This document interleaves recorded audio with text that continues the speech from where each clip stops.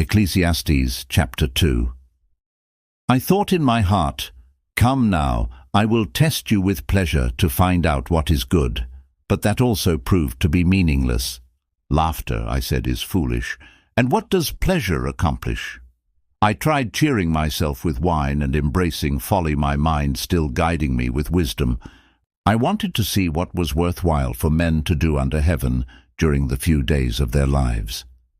I undertook great projects. I built houses for myself and planted vineyards.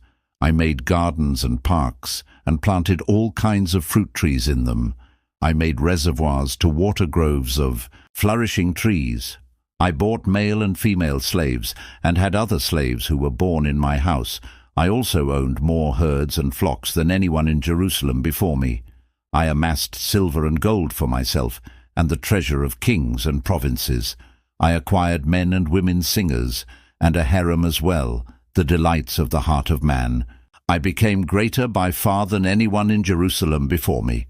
In all this my wisdom stayed with me. I denied myself nothing my eyes desired. I refused my heart no pleasure. My heart took delight in all my work, and this was the reward for all my labor.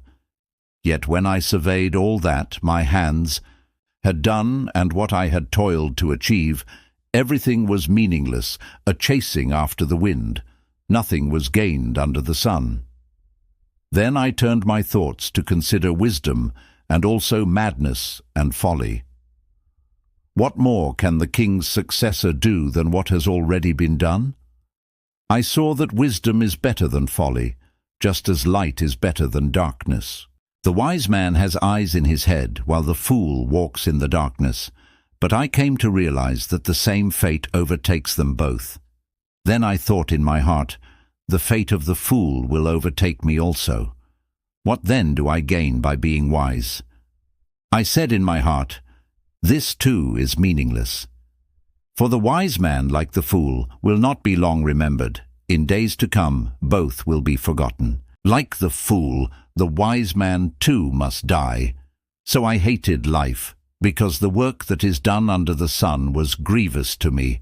All of it is meaningless, a chasing after the wind. I hated all the things I had toiled for under the sun, because I must leave them to the one who comes after me. And who knows whether he will be a wise man or a fool? Yet he will have control over all the work into which I have poured my effort and skill under the sun. This too is meaningless, so my heart began to despair over all my toilsome labor under the sun. For a man may do his work with wisdom, knowledge, and skill, and then he must leave all he owns to someone who has not worked for it. This too is meaningless and a great misfortune. What does a man get for all the toil and anxious striving with which he labors under the sun? All his days his work is pain and grief. Even at night his mind does not rest. This too is meaningless. A man can do nothing better than to eat and drink and find satisfaction in his work. This too, I see, is from the hand of God, for without him, who can eat or find enjoyment? To the man who pleases him, God gives wisdom, knowledge, and happiness. But to the sinner, he gives the task of gathering and storing up wealth to hand it over to the one who pleases God. This too is meaningless, a chasing after the wind.